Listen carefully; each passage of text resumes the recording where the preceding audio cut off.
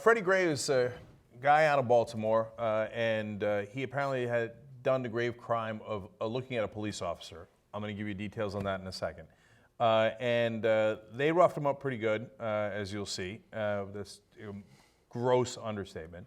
They roughed him up before they put him in the van, and then something additional might have happened in the van. We're going to give you details on that in a second as well. Now, unfortunately, his spine was severed and he died. Okay. Now, we're about to show you the video on how they initially roughed him up.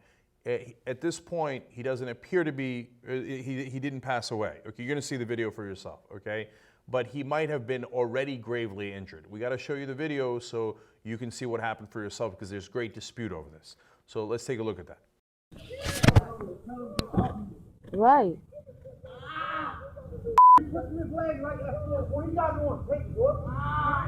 Right. His leg look broke. Look at his leg. Look at his leg. That boy leg look broke. His leg broke and y'all dragging him like that.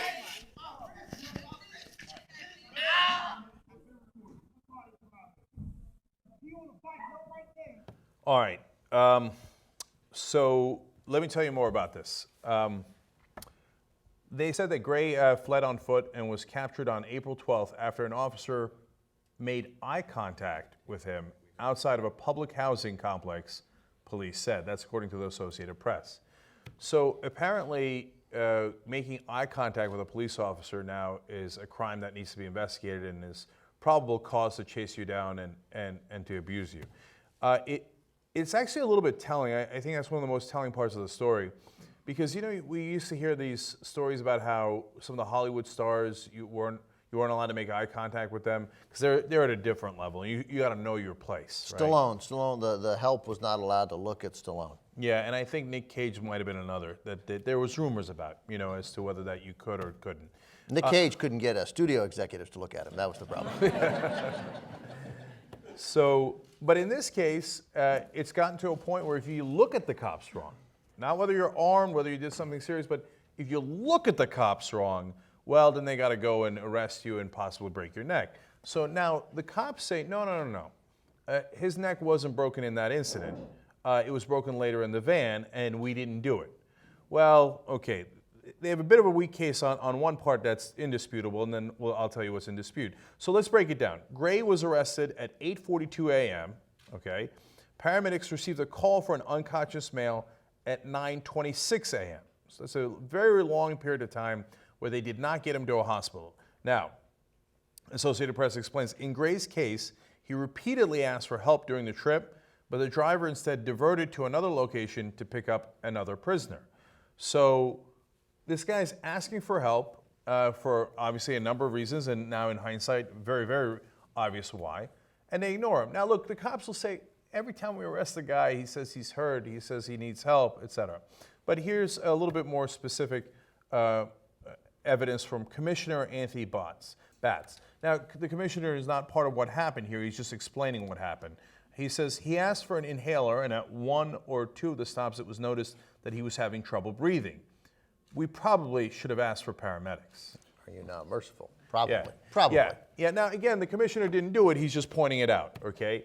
And I know, it's not like the people who are arrested don't often complain about things and it turns out it wasn't a big deal. But we've had enough examples of people having trouble breathing and then they die. Hey, you know what? They're under your care. You've handcuffed them. They're your responsibility. You might want to look into that. And what's the worst case scenario? It turns out, oh, he was pulling your leg and you looked and he's breathing fine and then you continue the job. Oh, wow, that cost you 5 minutes. That cost you 10 minutes. The worst case scenario, if you don't check in, is you sever the guy's neck and he's dead. And what they're investigating now is whether that neck, whether that spine got severed in the ride. And it sounds to me like it got severed in the ride. Again, the investigation's continuing. There are no cameras in there because what they didn't do was give him a seatbelt. And what cops are known to do, or what are the terminology, are nickel rides, where they let the detainees bang around the van as they speed through the streets and take some turns. If only that had happened in Baltimore in 2005, maybe they wouldn't have done it. But that did happen in Baltimore in 2005. A guy named Don D. Johnson died of a fractured spine in 2005. He was arrested for a pretty serious crime, though. He was urinating in public. And he was transported without a seatbelt, his hands cuffed behind his back. And again, he's dead. We argued they gave him a rough ride, said his attorney, at high speed with hard cornering. He was thrown from one seat to the opposite wall. That's how he broke his neck. The attorney won a $7.4 million judgment for the family, later reduced to the legal cap of $200,000. Jesus, man. Okay. So that's what happened. Yeah, and he might have been hurt before. There may have been because, as that woman says or is yelling in the video, his legs are dragging. He may have already been injured before, but then he wasn't. And the same commissioner, Anthony Batts, said a pretty good thing, saying that under no circumstances should a prisoner not be wearing a seatbelt during transport, because that's their new policy that was in place well before this event with Freddie Gray. So the best case scenario for them is the one they seem to be pushing towards now, which is, no, we didn't rough him up in the beginning, although you saw the video and they clearly did. To what degree he was hurt at that point is in dispute. No, he wound up breaking his neck when we didn't give him a seatbelt and we handcuffed him behind his back and he banged around in the car. And we know that that's caused injuries before. Don D. Johnson, as Ben pointed out, died in 2005 in that same city. In Philadelphia, they paralyzed two different guys. And then the article points out that, they had to pay a $2.3 million settlement. So they realized that's a serious issue. The other reason you might realize it's a serious issue is because you paralyzed two guys, right? So that was in Philly. It's happened again in Baltimore before. It's happened now.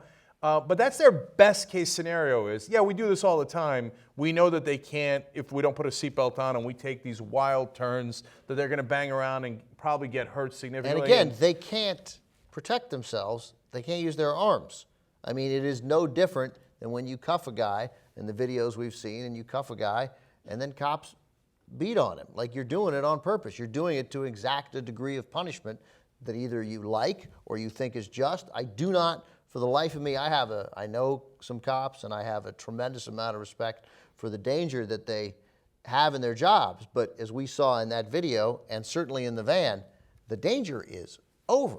It is over. And if you can't make the adjustment from when the time is dangerous to when it isn't, then you got no business at all being a police officer. Let me read one thing here. Michael Davey represents at least one of those officers.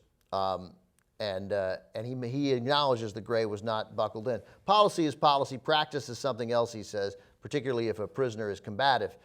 It's not always possible or safe for officers to enter the rear of those transport vans when they are very small, and this one was very small. So Gray, who initially was the only guy in there, it wasn't possible for a guy who they were just moments ago dragging with his legs not moving, handcuffed into the van, and the attorney's argument is that somehow it was unsafe for the officers to buckle in. It is 100%, as everybody's nodding their head out there, preposterous on its face. Look, ultimately, his spine was 80% severed, okay? So now, if you're telling me it's dangerous for you to go into that small van with a guy whose legs clearly cannot move in the video, okay? Well, I don't know if at that point his neck was 20% severed, 80% severed. I don't know that, right? None of us know that. But obviously, he's got some issues with his legs. He's saying it. The witnesses on tape can see it from a great distance. They see that his legs can't move. So you're telling me it's dangerous with a guy who appears to be paralyzed just to put a seatbelt on him. Now, how dangerous do you think it is for the guy inside the van that you've already done some significant damage to, and then you throw him with his hands handcuffed behind his back with no seatbelt in a van that you know that he's going to bang around in, that you know a person has died in before under similar circumstances. So maybe his neck was partially severed in the initial altercation and got completely severed because you didn't put the seatbelts on him. So when you tell me that it was too dangerous for you to put that seatbelt on him, I know it's their lawyer, but it makes us far less sympathetic to you, not more sympathetic to you. So the degree of danger it would have taken to get inside that van is almost non-existent. But you don't view Freddie Gray as a human being. You don't care about the great danger that you put him in. Now then you wonder why communities are upset with cops. Because if you don't treat the people in that community with any kind of respect, you don't treat them as human beings, and you don't care what happens to their lives at all, God forbid that you should take 1% of 1% risk by getting into a small van with a guy who looks paralyzed, well, then that's why they don't respect you. That's why they don't believe you. That's why they don't trust you. At some point, won't it happen? We talk about this every time. I don't understand because again, like many others, I'm of the belief there's clearly a cop culture problem. Clearly, the evidence is too overwhelming. But I don't think that most or even close to the majority of cops are bad guys. And I do not understand why cops don't see stuff like this, don't see what happened in Ferguson, don't see what happened to Eric Garner, and in North Charleston, and don't respond to that and think you are making my job, which is already hard, nearly impossible. Just cuff him and call him a jerk and put him in the back of the van and get on with your day. Now, finally, let's remember why he was stopped in the first place. Because he made eye contact with a cop. And then he ran away. Oh, he must be guilty, right? But that is not probable cause, man.